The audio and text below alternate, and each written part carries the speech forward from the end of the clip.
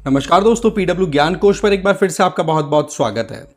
दोस्तों, हमारे देश में सिविल सर्विसेज की अगर बात की जाए तो वहाँ पर पोस्टेड इंडिविजुअल्स जिस प्रोसेस के थ्रू सेलेक्ट होकर के उस पर्टिकुलर मुकाम तक पहुँचते हैं, उस प्रोसेस को शायद कहीं ना कहीं मिस कर जाते हैं विद द टाइम।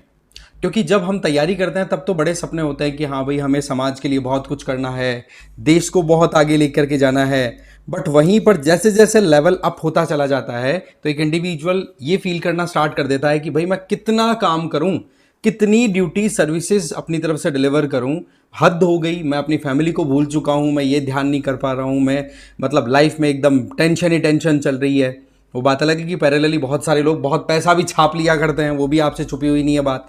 बट यहाँ पर हमें देखने की ज़रूरत है कि राजस्थान के मुख्य सचिव और उनके अलावा 6 आईएएस आईपीएस ऑफिसर्स को राजस्थान हाईकोर्ट के सामने तलब होना पड़ा और वहाँ पर बशर्त बिना कोई शर्त के विदाउट एनी कंडीशन माफ़ी मांगनी पड़ी कि साहब हमें माफ़ करो। कुछ दिनों पहले मैंने एक वीडियो बनाया भी था कि भाई हमारे देश की स्टील फ्रेम कही जाने वाली सिविल सर्विसेज कहाँ पर जाके सरेंडर कर देती है, कहाँ पर जाकर के उनकी पावर नेस्त नाबूद होती हुई दिखाई पड़ती है। तो वो मैंने कहा था हायर जुडिशरी या फिर जुडिशरी, जहाँ पर जज साहब किसी भी इंडिविजुअल को अगर अपनी पूरी प्रॉपर मैनर में ड्यूटीज़ नहीं की जा रही है तो उसको वहीं पे खड़े खड़े उसके सवाल जवाब करके हालत ख़राब कर सकते हैं। और एग्जैक्टली यही चीज़ अभी एक बार फिर से देखी गई है, जहाँ पर राजस्थान के टॉप ब्यूरोक्रेट, ठीक है, वो भी नहीं बच पाए। यहाँ पर टॉप ब्यूरोक्रेट की बात करें तो चीफ सेक्रेटरी ऑफ राजस्थान है सुधांशु पंत, उनके अलावा 6 आईपीएस और आईएएस ऑफिसर्स और 14 इंडिविजुअल टोटल मिला करके सबको नोटिस थमाया, जिसमें एक तो जैसलमेर के कलेक्टर भी इंक्लूडेड हैं।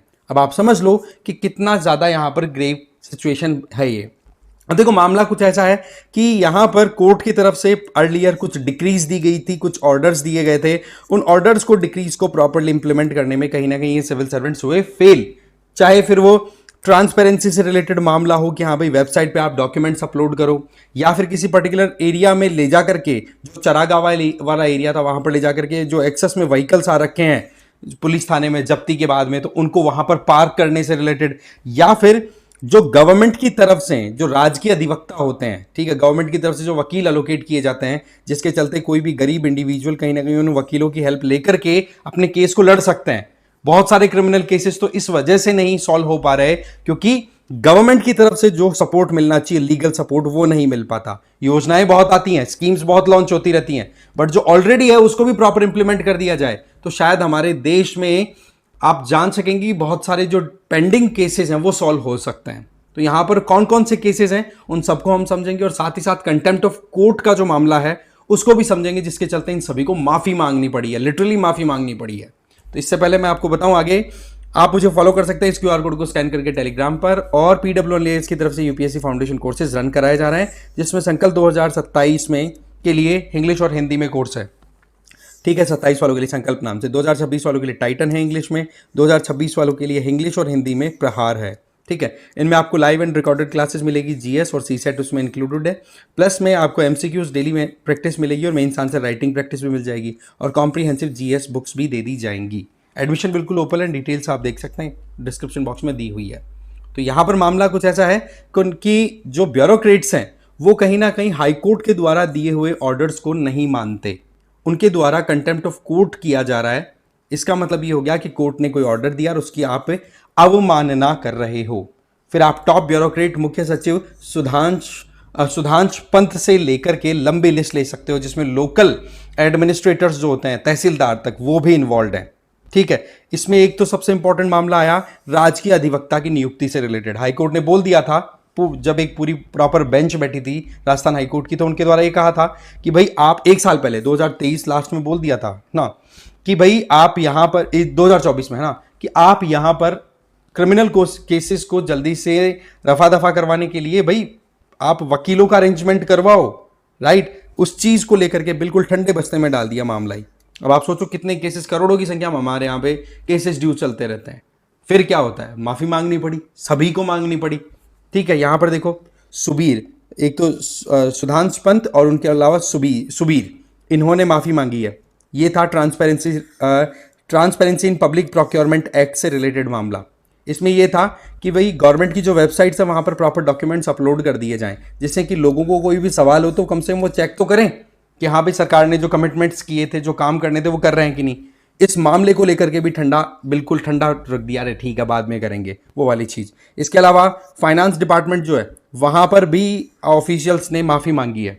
इसमें भी क्या थी कि कोर्ट की तरफ से अर्लियर कोई डिक्री दी थी, उसको इम्प्लीमेंट नहीं किया। जैसलमेर के कलेक्टर अभी आप देख सकते हो प्रताप सिंह, उनको भी माफ़ी मांगनी पड़ी।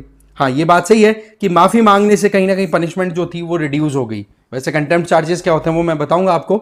इसके अलावा आईएएस देथा, इनकी बात करें तो कॉलेज शिक्षा से मतलब कॉलेज एजुकेशन से रिलेटेड मामला था।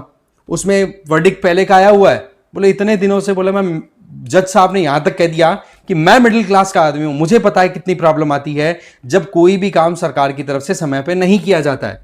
तो ऐसे में फिर वही बात अगेन, इन्होंने भी माफी मांग ली, चक्कर लगाने पड़ रहे हैं भाई कंटेम्प्ट चार्जेस के चलते हैं। अब आप बताओ कि एक तरफ आप काम करना चाहते हो, दूसरी तरफ कोर्ट के द्वारा दिए हुए ऑर्डर्स को अगर आप टाइमली इंप्लीमेंट नहीं करते और वो भी जनता के भले के, तो ऐसी परिस्थितियों में तो देखो फिर कोर्ट के चक्कर काटना, फिर वो भी टाइम वेस्टेज हो जाता है। इसी तरीके से मैंने बताया आपको कि गवर्नमेंट की तरफ से जो एडवोकेट एलोकेट किए जाते हैं उनका अपॉइंटमेंट प्रॉपरली नहीं दिया जा रहा है। गवर्नमेंट को भी लताड़ लगा दी, रजिस्ट्रार जनरल को भी लताड़ लगा दी कि बोले कर क्या रहे हो यार तुम लोग, ठीक है। अब यहां पर हमें समझना होगा कि सारा मामला हो रहा है कंटेम्प्ट चार्जेस का। कंटेम्प्ट ऑफ कोर्ट से रिलेटेड अगर देखें तो कंटेम्प्ट ऑफ कोर्ट्स एक्ट 1971 है, और दो तरीके के कंटेम्प्ट मतलब दो तरीके की अवमाननाओं के बारे में प्रोविजन दिया हुआ है। एक तो होता है सिविल कंटेम्प्ट, इसका मतलब सिंपल है कि अगर मान लो कोर्ट ने कोई जजमेंट दे दिया और उस जजमेंट को आप इंप्लीमेंट नहीं कर रहे हो, फॉलो नहीं कर रहे हो, तो यहां पर जो केस हमने देखे हैं राइट, वो सिविल कंटेम्प्ट के थे, जहां पर आपको 6 महीने की सजा, 2,000 रुपए तक, जनरली अगर बात करें 2,000 रुपए तक का फाइन, या फिर आप मान लो कि अपनी गलती मान लेते हैं, ठीक है कि हाँ भाई चलो ठीक है वर्कलोड बहुत सारा रहता है, आप माफी मांग सकते हैं, ठीक है, तो आपकी जो पनिशमेंट है या फिर जो भी आपके लिए वर्डिक्ट हो सकता है डिफिकल्ट से डिफिकल्ट, उसको कहीं ना कहीं रिड्यूस किया जा सकता है। बट अगर किसी इंडिविजुअल के द्वारा कोर्ट की ही मानहानि करने के अटेम्प्ट किए जा रहे हैं, मतलब जानबूझ करके कोर्ट की जो प्रेस्टीज है उसको हार्म करना चाहते हैं, फिर वो क्रिमिनल कंटेम्प्ट में चले जाते हैं। इसका मतलब आप कोर्ट की जो जुडिशियल प्रोसीडिंग्स है उनमें इंटरफेयर करना चाहते हो, या फिर कोर्ट के द्वारा जो भी वर्डिक्ट दिया गया उसको इस तरीके से शो कर रहे हो कि जी कोर्ट तो एकदम गलत है, तो वो चीज कहीं ना कहीं कोर्ट की इमेज को डेंट करने वाला हो गया ना, तो यहां पर पनिशमेंट फिर क्रिमिनल कंटेम्प्ट के अकॉर्डिंग होगी। इसके अलावा कोर्ट की अपनी फंक्शनिंग में अगर इंटरफेरेंस करने की कोई कोशिश करे, ऑब्स्ट्रक्शन क्रिएट करे, तो वहां पर भी कहीं ना कहीं कोर्ट क्रिमिनल कंटेम्प्ट के चार्जेस लगा करके अपनी कार्रवाई कर सकती है। तो यहां पर हमें ये समझना है कि क्या कंटेम्प्ट जो चार्जेस लग करके, पर्टिकुलरली हम बात करें सिविल कंटेम्प्ट की, तो यहां पर तो इसको तो बड़ा लाइटली लिया जाता है, इसको क्या रिव्यू करने की जरूरत है, क्या इसको और ज्यादा डिफिकल्ट बनाने की जरूरत है। वैसे एक आर्ग्यूमेंट ये भी आता है कि हमारे कोर्ट्स जो हैं वो कहीं ना कहीं बहुत ज्यादा हार्श होती चली जा रही हैं, और अपनी तरफ से जो एक होता है ना एडमिनिस्ट्रेटिव फंक्शनिंग, उसमें भी एक इंटरप्शन क्रिएट कर देती हैं। जैसे मैं आपको बताता हूं कि 2017 में एक सुप्रीम कोर्ट का ऑर्डर आता है कि भाई वो जो आपकी सड़कें हैं, हाईवेज, उनके आसपास में वाइन शॉप नहीं होनी चाहिए, पर उसको लेकर के बहुत सारा बैकलैश भी आया था, है ना। तो ये मतलब एक तरीके से कोर्ट भी अगर एक्टिव हो जाता है, जिसको हम जुडिशियल एक्टिविज्म बोलते हैं, तो वो चीजें भी कई बार अपनी बॉर्डर्स को क्रॉस करते हुए दिखाई पड़ते हैं कोर्ट, तो वहां पर भी इश्यूज उठते हैं। वहीं पर कोर्ट के द्वारा दिया हुआ जनता के भले के संबंध में कोई डिक्री है, कोई ऑर्डर है, वो इंप्लीमेंट नहीं होता, तो वहां पर आपकी रिस्पॉन्सिबिलिटी, जो सिविल सर्वेंट्स है वो अपनी रिस्पॉन्सिबिलिटीज पूरी नहीं कर रहे। इस तरीके का सिनेरियो बना हुआ है, और जिसके चलते क्या होता है फिर माफिया मांगते रहो, राइट। तो यहां पर पावर मिसयूज होने का भी मामला हमने पहले डिस्कस किया था, और आज कंटेम्प्ट के चलते आज देख सकते हो 14 इंडिविजुअल्स जिनमें लोअर ब्यूरोक्रेसी भी आ गई, स्टेट लेवल की ब्यूरोक्रेसी जिसको बोल सकते हैं, या आईएएस आईपीएस, और चीफ सेक्रेटरी जो कि स्टेट लेवल में, स्टेट में सबसे बड़े ब्यूरोक्रेट होते हैं, तो उनको भी तलब होना पड़ता है। फिर आई बात समझ में। तो ये था पूरा मामला। आपकी क्या राय है इस मामले में, जरूर शेयर करना। वीडियो में तो इतना ही है। Thank you very much.